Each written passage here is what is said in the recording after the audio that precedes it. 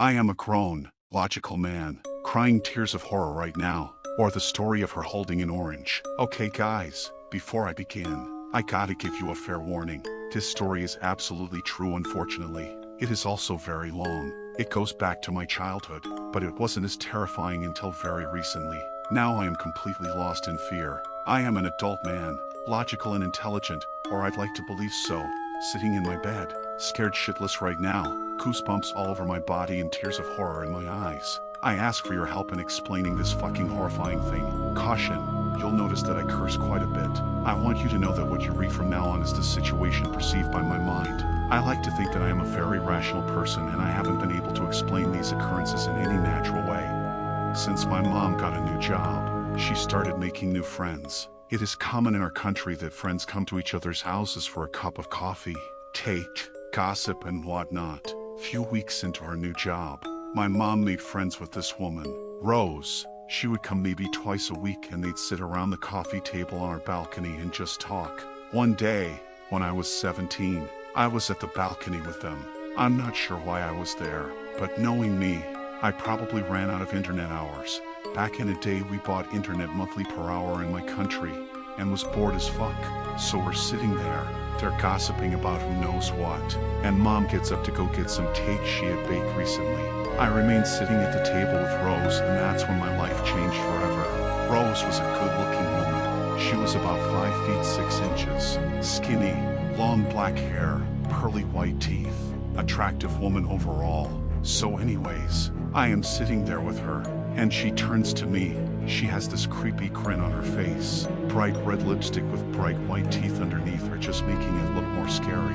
Her head is moving slowly, almost as if she became a puppet. She says something in the lowest tone possible, certainly not loud enough for me to understand. Excuse me, I say, still not being scared, just a bit weirded out. You ready to go now? She said this in a voice of a child. I kid you not, like maybe an 8-year-old girl. Grin is still there. She mustered those words through her teeth, never opening the jaw. What? I ask, starting to get scared. You ready? The same thing again, only this time, she pulls out an orange out of her purse. That's it. She just took the orange out, and held it there. Didn't offer it, didn't eat it herself, just held the fucking thing. At that point, I was getting scared as fuck. Thankfully, my mom came with the cake. Rose, almost as if someone pushed a button on a remote control, switched back to her normal self, putting the orange back into her purse without my mom noticing. I left the balcony creeped out, but I was 17 so I brushed it off quickly. That night, I had trouble sleeping. My room is on the first floor and my window is at a maybe 5-foot height, so I kept looking at it praying not to see some scary monster. I would turn in my bed constantly and look at the window maybe every 5 minutes. It was getting late and I started to doze off, but decided to look into the window one last time, and there she fucking was, standing in the fucking window. Rose, just standing, looking directly at me. Moonlight was bright enough for me to see, with the same grin on her face. Lipstick was red as ever, and teeth were whiter than ever. I was paralyzed with fear. I often imagine what I'd do in situations like these, and I always had an escape plan for any hypothetical I threw at myself. But now, when this friend of my mother's was staring at me through my window at 4 a.m., just smiling, I was motionless. My mouth got dry. I got goosebumps, have them now as I type this, and I swear it became freezing in my room, probably just the way the body reacts to shock. I finally gathered the courage to get up. I started walking towards the door. Her head was turning with me, slowly, with the grin still there. Again, it was as if she were a puppet. I wanted to scream for my parents, but knowing how tense they are, I decided not to cause panic just yet. There had to be some rational explanation, right? For fuck knows what reason. I decided to walk to the window and ask her what the fuck her problem was. I made 2 slow steps towards it and froze. I froze because she moved. You know what her movement was? Taking the orange out of her purse. Does anyone know what the record time is for having goosebumps? Because they sure as shit aren't going away. Anyways, after being terrified for a minute, I decide to go on. I am a big guy and figured I'd be able to fight her off if push comes to shove. My windows pull up in order to open. I pull it open maybe some 10 inches and stop. She's not moving, just holding the fucking orange and looking at me with the scariest grin you'll ever see. I stand there, she stands there, then she starts bending, but every move she makes is so slow, so mechanical. She's bending so she can reach the open part of the window. I'm horrified. She pushes her head through it, just enough space for her head to go through. You go with me now? As she's saying that, in her 8-year-old voice, her hand is making its way through the crack, holding an orange. What do I do? What you do? Fucking run. I run out of my room, screaming for my dad being a light sleeper. He jumps out of his bed and screams back at me asking what the hell is going on. All I can muster to say is Rose. Window. While Dad is putting his pants on, I run back to my room, wanting Rose to be there so he can see that I am not crazy. You know how in horror movies the person you saw is gone by the time witnesses come? Yeah, well, similar thing happened, except I caught Rose leaving. There is a house some 100 yards away from mine, and it had one of those motion-activated lights. Lots of crime back home. I saw the light turn on, and a glimpse of Rose disappearing behind the house. By the time Dad ran into my room, she was gone. After much talking, he decided that it was just a nightmare and told me to call him only if someone physically comes into my room. You and your fucking imagination, he said, walking away. Needless to say, I got exactly 0 hours of sleep that night. Nothing happened in the next few months. Rose would still come to visit my mom, but I'd make sure I wasn't there. Fuck that. As in every teenager's life, so many things were happening around me and I forgot about the Rose incident. Then one day, I was spending my afternoon browsing internet, years before Reddit unfortunately. I got pretty hungry, so as any spoiled child, I yelled from my room to see if my mom would come. She didn't. Oh well, tough luck.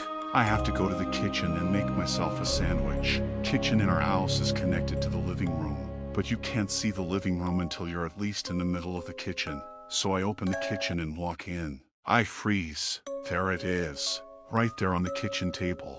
An orange. Immediate thought of that creepy night. Rose is here. I am still motionless in my spot. Few seconds later, I realize how stupid I am for relating a common piece of fruit to a crazy window stalker. So I walk towards the table, wanting to put the orange back in the fruit cabinet. I grab the thing and hear the voice behind me. You will have to come with me soon. You know, child's voice. It's Rose. I produce some kind of noise resembling scared pig about to get slaughtered. Lightning fast. I turn around and there she is, standing in the middle of the living room. Just standing there. Same grin on her face. Same lipstick on her lips. Teeth white as ever. Only she started tilting her head to the left a bit, in slow motion. I remember it as if it happened yesterday. Her long black hair falling down her shoulders. White summer dress. Bright red shoes to match her lipstick. I forgot to mention that she was very pale, even in the summer. She seemed to not be friends with the sun.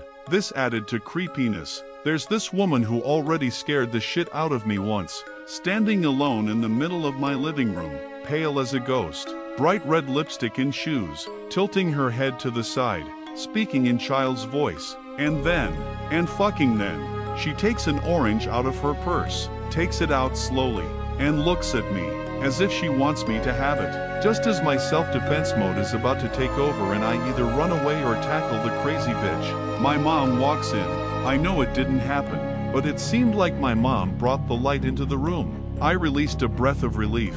Rose, of course, went back to her normal self. They were about to go for a walk and my mom was getting ready in her room while she was pulling her grudge shit on me. Since my parents wouldn't believe anything I was saying about her, I wasn't sure what to do. Only thing I could do at that age is nothing, I suppose. But I swore I'd punch that woman should she ever come close to me again. A year or so had passed without any incidents and I was getting ready to go to the United States to study in college. Since I was going to play basketball there, I had to prepare for it. I spent summer away from home, working out in a training camp in a town about 40 miles from my city. During the last night of the camp, the last incident happened. My roommate had left the camp the day before and I had the room to myself. I was very excited about going to America in few days and had trouble sleeping. My room had a beautiful balcony. I was on the 3rd floor of a hotel. Since it was warm, I decided to sit in the chair on the balcony for a while. I walked out, sat down, and immediately regretted it. It is really time to come now. It really is time. You know, she said it in that childlike voice, never opening her jaw, her teeth forever clenched together, and lipstick the color of fresh blood. She seemed even paler this time, and her head was tilted to the left even more. She wore red shoes. What the fuck do you want from me? I screamed in desperation, angry that this woman is causing me so much distress, but also hoping that someone would hear me and come witness this crazy bitch's harassment. I only want you to go where you belong. She said that, and again, never opened her teeth. She only sprang her hand more towards me, almost offering me that semi-rotten orange. Fuck you, you crazy bitch. I opened the door of my room, and as I was walking in, I heard, "You will come." I slammed the door, deciding this woman was schizophrenic. I would have probably flipped out more, but I was leaving the continent in few days, at which point I was safe. Wrong. I know I have a wall of fucking text, but this is the shortest version of these creepy events. I came to the US, and have been here for 7 years now. I forgot about the incidents and went on with my life. Only time I ever thought about Rose was when talking to my mom, who said that since I left, her friendship with the crazy bitch fell apart. I was glad. Last 7 years were the best of my life. I got bachelor's and master's degrees. I got a wonderful girlfriend. You know, life's good, man. But fucking then, I am a big technology geek, and I love Apple. Don't shoot me down for this, please. So, it was last Friday, September 21st, the release of iPhone 5. I am in front of the store with about 50 other people. I am maybe 15th in line. It's raining. It's cold. I've been there for about 4 hours now. Doors finally open. We start moving in slowly. I look across the street and instantly stop. People run into my back. I can hear complaining, but it's all bouncing off of me. Across the street, I see a woman in a white dress, head tilted, holding something orangish, grin on her face, lipstick so bright red, I can see it from across the street. I can't move. Someone from far in the back pushes, causing me to fall. While I gather myself, I see the woman disappearing behind the corner. I remain sitting on the ground. It was Rose. It was her. I swear. I sit there for few minutes, get myself together, and walk in the store. No phones left. I decide to walk across the street, and there it was. At the place where she was standing now only sits a mushed, terribly rotten orange. That's it, just a rotten orange. I started crying. All memories came back. I thought that my whole life would constitute of being stalked by some maniac. And how did she find me anyways? I spent next few hours in a nearby coffee shop, drinking tea and reasoning how this could be logically possible. I kept no secret from my friends and family about my whereabouts. Did she stalk my Facebook? My friends? Did she travel here to harm me? What the fuck is her deal? Answering no questions, I asked myself. I went home, deciding to keep it all to myself. My girlfriend noticed something was wrong with me for the next few days, but didn't push it. I figured it was all a fluke. My mind playing tricks because I was up all night before that morning. Plus, it was raining. How could I see that well? And that orange, well, that was just a coincidence. I convinced myself that I was just making it all up. So today, a letter came. I get a lot of mail, so it's not that out of the ordinary. But there was this envelope with no return address. I opened it and was immediately shocked. I was holding a Polaroid picture. In it, there was me, standing in line in front of the store last Friday. Only the picture was taken by a person behind me. It was taken at the moment I was looking across the street. I can tell because I could see the horror on my face. On the back of the photo, there were few words written with a black pen.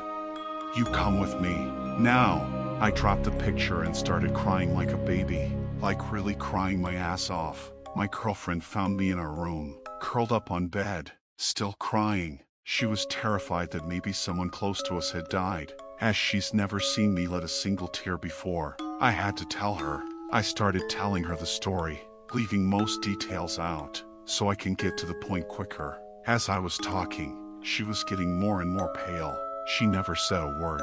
I finished my story and she was pale as ghost, not moving.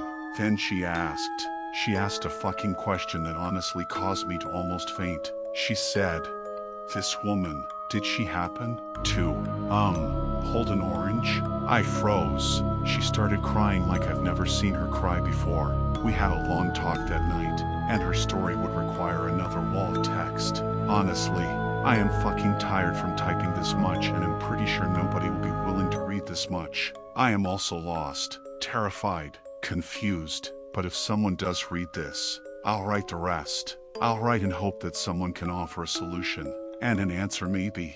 Currently, we are both scared as fuck, not knowing what to do next. Police is an option, but what do we tell them? I don't know, man. I am fucking scared for mine and her well-being. Help me. Update. Well guys, shit, don't know what to tell you. It happened again today, except I didn't see her. Let me give you a quick rundown of events. 9 a.m. I go to the local police station with my girlfriend. We tell them all that we know and show them the Polaroid. Although quite friendly, they say they really can't do much other than maybe file a restraining order against the person who probably, their words, isn't even in the country. They think I mistook her for someone else in the picture. While they said it was probably a prank, they did take the photo and open a file about it, just in case it escalates. It did. 1 p.m. we arrived in town where I saw her. Went to the location. There was nothing there. Don't know what the hell I expected anyways. We stayed there for a while. 6:30 p.m. arriving home. Front door of the house is open, but this is not uncommon as we live with 5 other roommates. We go upstairs to our room. Our room is open. That is unheard of as we always make sure we lock it. And our landlord is the only other person who has the key. I yell asking if someone is there. No response. Also, no roommates are in the house. It seems. We walk in. We freeze. Our room is decently small. Constitutes of 2 queen-size beds put together and a little dresser, and that's about it. So what did we see? Pillows are all on our dresser. Towels on the bed.